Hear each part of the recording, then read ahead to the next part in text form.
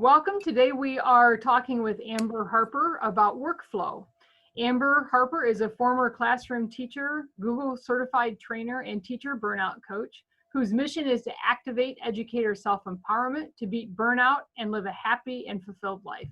She's the founder of burnedinteacher.com and creator of Burned In Teacher Coaching and EdTech Consulting, where she has joined her two loves, EdTech and innovation in the classroom, and her obsession with helping teachers go from burned out to burned in. She hosts a weekly podcast dedicated to action, inspiration, and support for teachers dealing with teacher burnout called the Burned In Teacher Podcast. Welcome, Amber, and thanks for continuing our conversation today. Of course, it is my pleasure. I'm so excited to talk about this. Yeah. So as we spoke in our last session, we talked a little bit about really trying to get everything done so that we can pay attention to the other priorities in our life, not just work, but our family and the other things that we enjoy doing, hobbies and things like that. And so how can educators, especially in the climate we're in right now with everybody working from home, how do you find that way of getting everything done and still being able to pull away and be mom or be wife or be daughter or be runner or be crafter or whatever it is that you want to be outside of being a teacher? Yeah, so it's really interesting that you say that, because one thing that I truly believe is we are not superheroes and we are more than teachers. And it doesn't have to be who we are as a whole. It can be part of who we are, but we definitely have other pieces of our lives that deserve our attention and that we should feel that we can go and do just because we enjoy them, right? So I created, actually a month ago from the day that we are recording this webinar, I hosted a webinar with my friends Dana Thomas from Happy Teacher Revolution and Gretchen Bridgers from Always a Lesson. And I had contacted them not even a week before this. I woke up in the morning. This is when everything was hitting the fan. Like the conversation about teaching from home. My daughters were told on Wednesday that they're going to take their things home on Thursday, and they're not coming back to school until April 13th. And now they're not going back at all. So it was as we were just kind of building this plane as it was taking off, and we still are every day. I thought, my goodness, my teachers are going to be teaching from home for who knows how long. And it is not as glamorous as it might sound. It can be very isolating. It can be very distracting. It can just be downright hard, especially when it's beautiful outside, right? And especially when you're having to communicate with your administrators and parents and students, maybe when you've never had an e-learning day and now we've got weeks upon weeks of distance learning. So I woke up one morning in a total panic. My stomach hurt. And I contacted Dana and Gretchen. I said, we've got to do something. So both of these women are former teachers in the classroom, and they now support teachers in various ways, just like I do. And I said, we've got to put together a webinar. So I don't know, I think I want you to cover this, and I'll cover this, and you'll cover this. And we put this thing together, and it's been helpful for hundreds, if not thousands of teachers who have watched the webinar. So today I'm going to share with you my success plan for a healthy workflow. But if you register for the webinar, you can go to burnedinteacher.com/crisis to calm. You can register for free and watch it right away and watch the whole thing. So we called this the From Crisis to Calm, a success plan for balance, workflow, and collaboration while teaching from home during the COVID-19 safety precautions. This is not about ed tech tools. This is not about Google Meet. This isn't about, how to use the latest and greatest tech tools. This is about how to balance and organize your work life and your workflow during this time. There are lots of resources out there about the different tools. And of course, your school kind of dictates what tools you're going to be using there. So in this webinar, we wanted to help teachers to create a success plan for long-term e-learning during the COVID-19 precaution period. We wanted to help them to achieve a calm, efficient work-life balance. to help them to develop a workflow that maximizes their time, and make sure that they reserve the time and space to be readily available for students and colleagues and their families, and then to prioritize their well-being above all else. Okay, so that of course alludes itself to the burned-in process and really focusing on the right things at the right time. And again, you can access this free webinar at burnedinteacher.com/crisis to calm. So I'm going to talk about the healthy workflow, but I found this really great article in CNN News article about how to work from home without losing your sanity. And I'm just going to go over these bold terms here. And it helped us to know that we were on the right track. Now, these obviously have to do with working in a brick and mortar business, not necessarily in a school, but it still applies the same. So making sure you're taking breaks, you're getting structured, but not too structured. So when I show you the blocking and batching and what your calendar could look like, that doesn't mean you need to fill your days with things to do. Repurposing your commute. I loved this one. So the time that you were typically driving to school and then driving home, you can now spend more time with your family, or going for an extra walk, or listening to your favorite podcast or music or book or whatnot. Making sure to set clear boundaries. Gretchen covers this really well in the webinar about making sure that you communicate with your family when you're working, when you're on, when you're not on. Making sure to show your face, not only to your family who's there with you, but to your colleagues, your students, their families, as much as you possibly can, to keep that human connection as much as possible. And then forcing social collisions. They call it water cooler time. We call it copy room time, to make sure that you're regularly checking in with the people that matter most to you. So I'm going to focus here on helping you to create, to turn a panic situation into a well-planned experience. And I want you to know that, just like the conversation we just had, Karen, turning this panic situation into a well-planned experience begins and ends with you. It begins and ends with the way that you talk, think, feel, believe, and act toward this situation. Is it ideal? Absolutely not. But it really depends on your attitude and your beliefs about this temporary position. It might seem like it's going to be forever at this point. There are jokes out there about March and April being 400 days long or something like that. I can't remember, but it makes me laugh. But it's not true. We know that's not going to be forever, and then we have to do what we can today to make sure that we're taking action and helping it to be the most positive experience possible for us and our students and our families. So I just got done talking about the agents of same versus the agents of change, and the experience here is no different. When we are saying these negative things to ourselves, they're going to keep us on this perpetual roller coaster of burnout, frustration, anxiety, shame, isolation. And we have to change our self-talk to be something that's producing more positive realities for ourselves. So you can access these at burnedinteacher.com/agents of change. I'm not going to go through them all now. I already went through that in a previous session, but they're so important that when you start to what if yourself to death, that you're making sure that you're saying things like, I'm not going to worry about that. I can't control it. All I can control is what I'm doing now. So definitely download those, hang those in your home office, in your kitchen, everywhere you can, to keep yourself as positive as possible. So when I talk to teachers about creating, not just at home, this applies anytime. And again, this goes back to, the future belongs to people who prepare for it now. And if you already went into your school day or school year with a clear vision on what an ideal day or an ideal week looks for you, then you've already started off on the right foot. What happens typically, though, is teachers, and I say this because I did it myself. I went into every school year with the best of intentions. I was going to leave at a certain time, and I wasn't going to let things get to me. And so I made my weekly lesson plans. But then about 3 weeks into school, my vision was, man, I wish that it wouldn't look this way. I wish that I would start having that negative self-talk. Oh man, I wish that I could do. I had all these grandeur visions of what I wish things would look like. Instead, I should have started with a vision. I should have created a plan to reach my vision, but I skipped something also really important, and that is that daily discipline. That's the hard one. Oh, it's the hardest one of all. And it's okay to admit that it is the hardest thing and the thing that we struggle with the most, just like negative self-talk, right?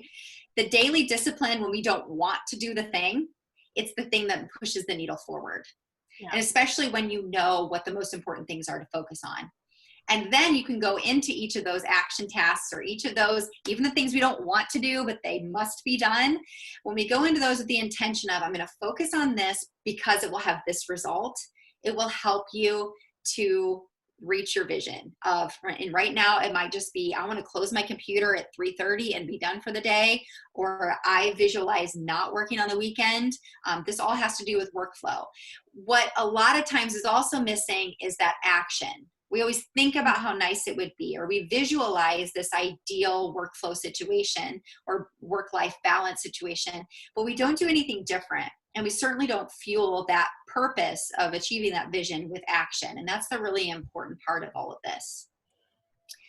So one thing, if you're visualizing a certain amount of, we're going to talk about this, a certain amount of hours that you work a week. And this is especially important now more than ever, because you don't have to leave the physical building that you're working out of. Right. Which typically you're like, I've got to leave this, I got to leave school at this time because I have, well, now we are not leaving or going to a building and we don't have anywhere to go. So it's really important that we establish this vision of what we want for ourselves. But before we do that, I really have some really easy, I say easy, but it really depends on how much you've ingrained the beliefs that you have to have these things. Some simple things that you can do to eliminate and take away some of those time sucks that are sucking time away from your day every day. And that is turning off all of your notifications for your email, for social media, everything. Turn them off. I would guarantee that it is not in your teacher contract that you have your work email on your phone and you have notifications on, and that you don't turn the notifications off at night. So you're answering emails at 11 o'clock or 2 in the morning. I've recently seen some posts on social media that say, parents, stop emailing or texting your teacher at 11:30 at night. They're sleeping or whatnot. My response to that is, what if that parent is a nurse and they have been working a 72-hour shift and they just got home and now this is the only time that they have to email you or text you? If you have given them your phone number, which you do not have to give parents your phone number either, that is a choice you have made. But when we get rid of those biases and those beliefs that we have to answer our emails right away, when we get rid of those things, it allows us to show more grace and empathy toward the situation. So if parents email you at 11:30 at night, so be it. That's fine. I won't even know about it until the morning at 8 o'clock when I check my email for the first time. So that's a really important part of this. Social media, these are all choices that you can make. Create an autoresponder or a voicemail that thanks people for reaching out to you and let them know that you'll be back in touch as soon as possible. I even in my burn-in teacher email, if you email me in the middle of the day, that's fine, but I will let you know that I only check my email at 8 o'clock a.m., 12 p.m., and 4:45 p.m. So you don't expect an immediate response from me, because answering emails is not a productive task. And typically those things can wait. And if it is an emergency, then they're going to call you. So it really is changing our beliefs and our thoughts about how important it is that we be on all the time. And really believing, having these grandeur thoughts about how important how important we are to this position is really a belief that results from burnout and trauma. And we don't have to be on all the time. And it's really, really okay. Setting communication boundaries. So choose a main form of communication between you and your students or their parents. So my advice is to divert all social media questions to email. Or if you're using Seesaw, excuse me, if you're using Seesaw or Google Classroom to communicate with your students and parents, and they ask you a question on Facebook, tell them that they need to communicate with you in Seesaw or email. Yeah, I think that's a key. That that's a real key. That and just the idea of of turning off notifications. I know that that's something that at the beginning of this year, I decided that I would answer work emails and I would answer work texts between this time and this time. Mhm. But then once that evening time hit, my phone gets put someplace and I may not even remember where it is for sure. Right. Right. That's a wonderful, what a freedom that gives me. Oh, it's total freedom. And it really, you have to convince yourself that you are not obligated to be on all the time. And that's so, it's okay.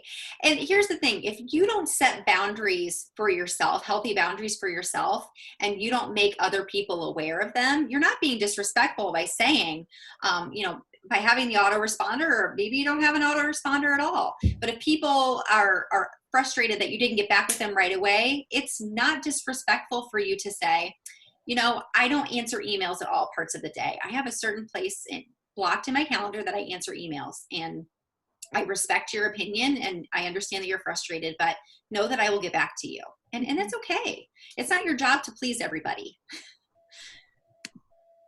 All right, so the first thing you have to do is determine your work hours. So what I suggest to teachers here is that you just simply get out a piece of paper and you start deciding, okay, how many hours do I want to work a week? And that's just as simple as you writing Monday, Tuesday, Wednesday, Thursday, Friday, maybe Saturday or Sunday. It's totally up to you.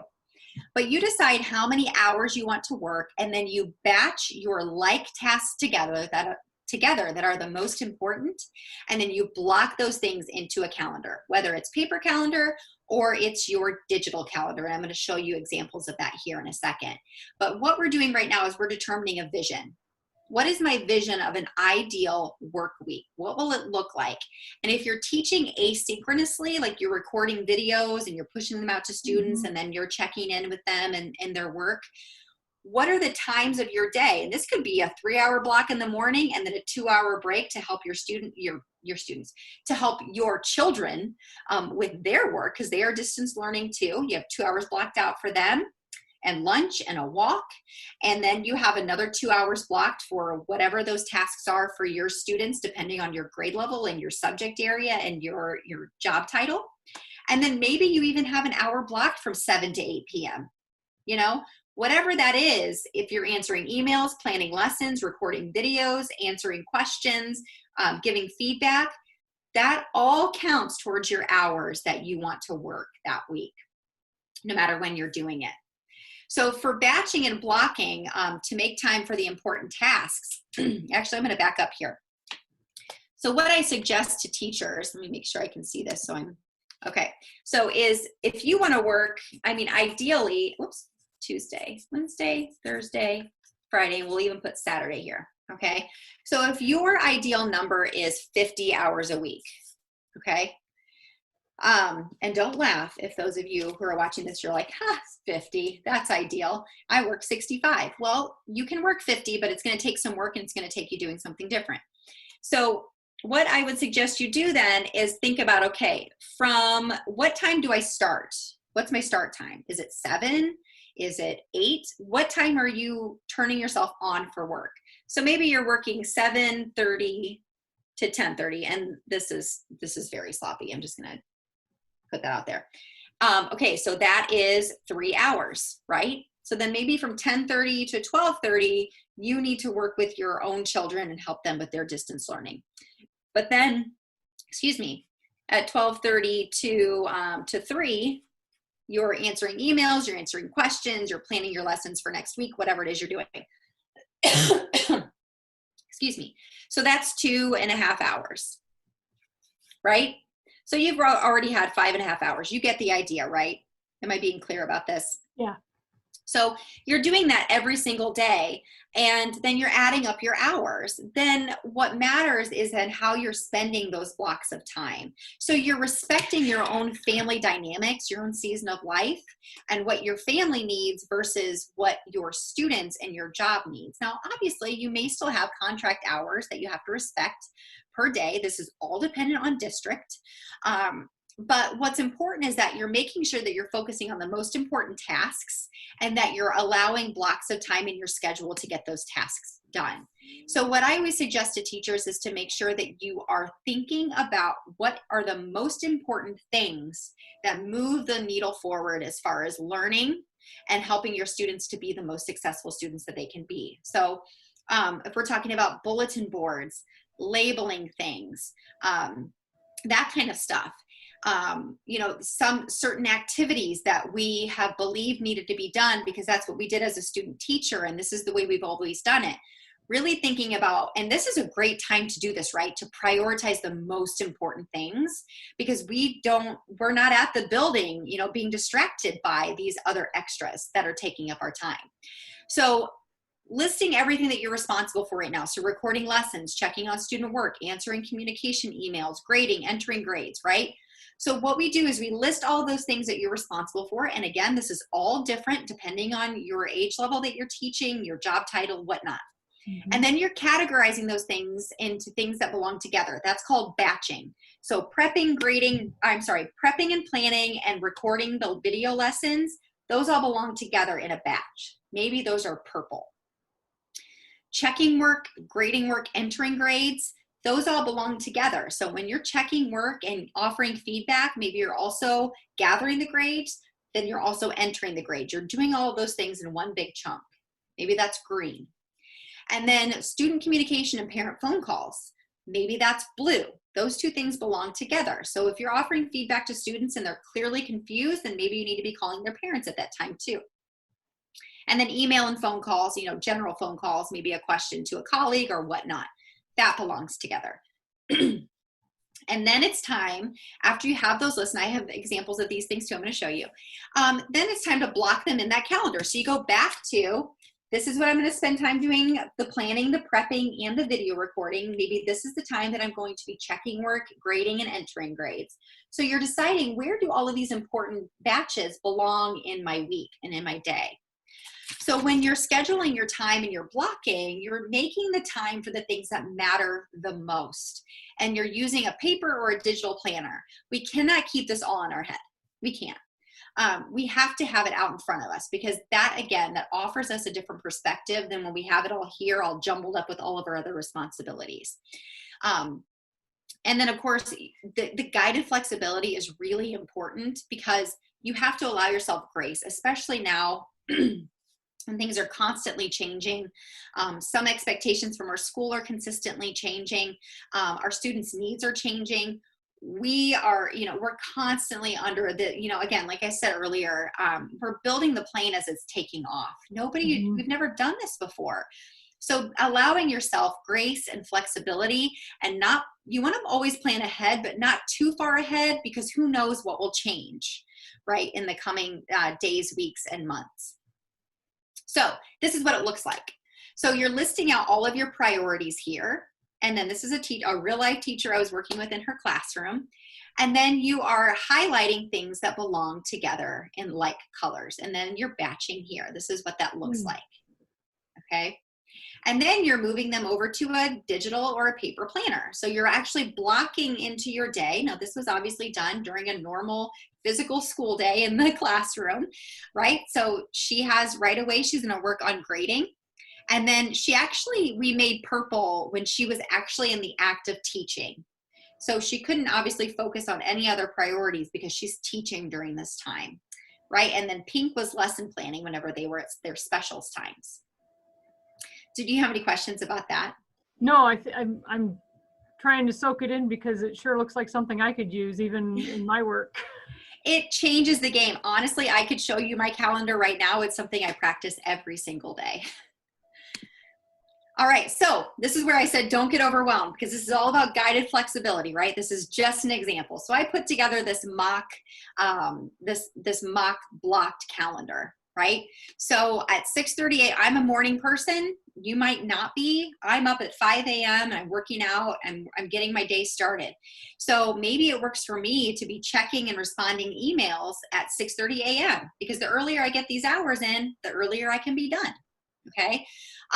Because I've also worked in these breaks. So all of these pinks, these are breaks. So I'm not counting these as hours worked. All right.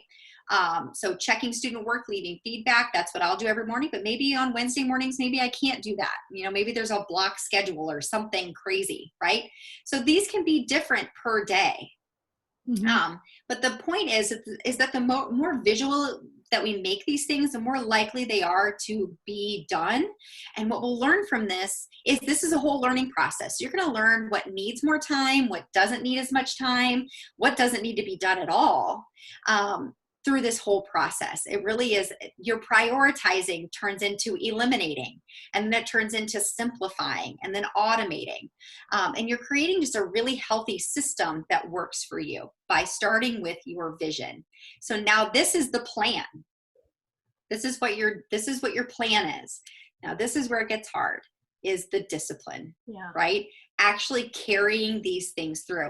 Teachers are chronic visionaries. We have all of these wonderful ideas of what we could do. We love planning, most of us, not everybody, but I mean, planning is the most fun part of it, right? But it's actually carrying through and being intentional with our time that is the hardest part. So this is where we create that intention, or we create that discipline.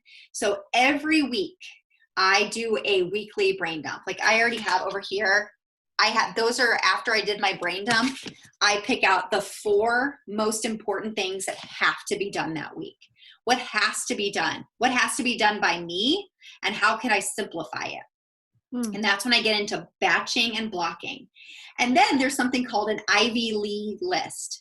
And this is where for the blocking, you list out in order of urgency which things have to be done, the most important things that day. And then you try to batch that into your daily big 3. So I have my 4 big overarching tasks that are goals for that week, but typically there are several steps that have to happen for us to reach those goals. So those go into my daily list. Whatever doesn't get done that day, all right, I move them to the next day to the highest priority. And what helps you then is realize, you know, I've been putting this thing off for days. Does it really need to be done? Does it really need to be done by me? So it really causes you to think about how important that task is to begin with. Sure. And then your hourly priority is focusing on what you've planned and what you can control as much as possible. Some days as a teacher in the classroom, it is hour by hour, because these, you know, your students are with you all the time. You have consistent interruptions. This is a time for us as teachers, when we're teaching from home, to really learn what it looks like to create structure around the most important things. And one thing that we can do is practice the Pomodoro method, which I'm going to show you here in just a second. That is focus 25-minute segments of time on one task. Multitasking is a waste of time. It's not real. You can't do anything well when you're multitasking. So Pomodoro helps you to say, okay, for 25 minutes, I'm going to focus on grading these papers. I'm not going to check my phone. I'm not going to get on social media. I'm not going to get up and work on this thing over here. I am focusing on this task. You set your timer for 25 minutes, and then you get to it. And then after that 25 minutes is up, you kind of reassess where you are. Maybe you got that done. So now you're going to work on another task. You're going to plan your lessons for tomorrow. In fact, you're even going to be really niche down. So you're going to say, I'm going to plan my social studies lesson for tomorrow. I'm going to record the video. I'm going to get my Google slide ready, or whatever it is you have to prepare for that. That's what I'm going to focus on for 25 minutes. And when you say, I'm going to do this in relation to this task, your brain is on like superpower mode, because you are focused so much on that one task. Mm-hmm. And this again goes to your self-talk, right? I will focus on what will have the biggest impact on my vision. I will focus on what I can control. And that right now, that is your time and how you're spending that time outside of course, you have, you know, different districts have different expectations, but you also have to focus on making sure you're making time for movement every day. Are you having enough water? Are you getting outdoors? These are high priority items, because these keystone habits of making sure that you're moving your body, you're drinking enough water, you're eating healthy food that's fueling you, you're getting outdoors and getting fresh air, that is only going to help you to focus more on your vision. So I already kind of went through what Pomodoro is. So it's 25-minute segments of time, and really they work in rounds of 4. So you'll do 25 minutes, 5-minute break, bathroom, drink, get a snack, whatever, and then 25 more minutes, and then 5-minute break, bathroom, water, walk, whatever. Come back and do another 25 with a 5-minute break, and then 25 with a 5-minute break. And then you can take, a 20 to 30-minute break altogether to have lunch. Like I said, go for a walk, do nothing. Whatever it is that you want to do. So it's just it's a focus with an end goal. So we're saying, okay, for this Pomodoro round, I am really going to focus on getting this large goal accomplished, and then breaking it into smaller tasks along the way. Do you have any questions? Why the tomato? You do? Why do you have a tomato? Oh, great question. So Pomodoro is Italian for tomato. Oh, okay. So I found this really great image, royalty free even, that I just put on here. So this is where it comes from. It's the idea of the old timer that's shaped like a tomato. So it's called a Pomodoro. Oh, very cool. Didn't know that. So the other part of this is making sure that, number one, if you find something that works really well and you want to share it out with people, that you're staying connected. So these are my favorite connection tools, especially right now. I used all of these before the quarantine, but Voxer is a digital walkie-talkie that you can talk asynchronously to friends. You can use it with parents. I know there are other things like Seesaw and Remind and Dojo that you can talk with parents on. But this is a great way to stay connected to your colleagues and your friends. My personal favorite is Marco Polo. It's like Voxer, only it's video walkie-talkie. So you can video chat with each other back and forth, but it's asynchronous. So it's like a text. Like you get a text, but you don't answer it for a while. It's the same thing with Marco Polo. I personally love to see the people I'm talking with. So, some people are really uncomfortable with video. I still have some of my best friends. They are so uncomfortable with Marco Polo. And I'm like, I just love you. I want to see your face. I don't care if you haven't showered. So that's one thing I would definitely suggest. It's a great way to collaborate. I still have teachers that I collaborate with about lessons because I love teaching. And so we'll collaborate about a lesson over Marco Polo with some of my friends that are still in the classroom. And then Loom is a great way to show examples. Oh my goodness. Have you ever heard of Loom? No. Okay. So Loom is basically like Zoom, except you can share a screen and have your picture on it if you'd like. You can share the whole screen, or you can do just a face-to-camera video. And once you're done recording it, you hit stop and it turns it into a link, and you just send the link away. Oh. It's so simple. You don't have to download or upload. You can download if you want, but you can just send the link and then it sends that. And I love to show it or do it for examples. So if somebody asks me how to do something, rather than explain it in a long step-by-step text message or email, I just hop on Loom and I show them, see, click here, and then you'll go here, and then you read this section here, and then I just send the link off, and it's beautiful. It's a wonderful tool. I'll have to remember that. That sounds good. Yeah, well, if you know Zoom, then you can remember Loom. So then, of course, I have the Zoom icon here because Zoom is such a seamless, simple way to video conference. I just did one last night for a couple of hours with my sisters and my brother and my dad. And it's just a great way to stay, to keep that human connection through this time. And it's a great way to share everything that you have learned about your workflow and your self-talk and the burned-in process. And I, of course, have ways that you can stay connected with me. I definitely recommend, if you're struggling in any way, to take the Teacher Burnout Quiz. Connect with me on Facebook. If I go live every Tuesday and Thursday at noon Eastern Standard Time to elaborate on a question that's been asked or the podcast episode from that week. You can find my podcast at burninteacher.com/blog. You can join our free Facebook community. And of course, you can email me with any thoughts, ideas, questions that you have. Well, thank you so much. I just, the takeaway that I just got from this session right now is that this is a time that teachers can take to actually try to learn something new.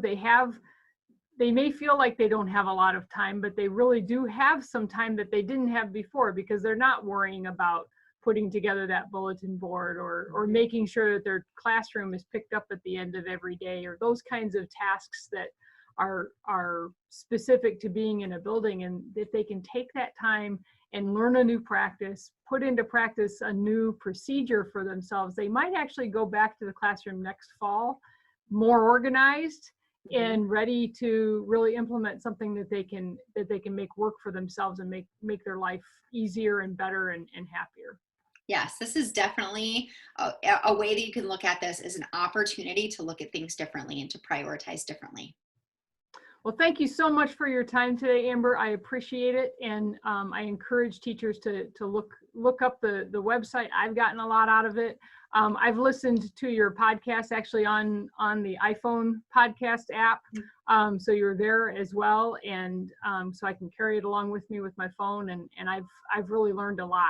Oh, well, thank you so much. So thank you. Yes, it's my pleasure. Thank you for having me here today. I'm just so excited to share. I just love sharing. I'm a teacher, right? So I love teaching now everything that I know. So I appreciate the opportunity. Well, have a great afternoon. Thank you. You too. Bye-bye. Bye.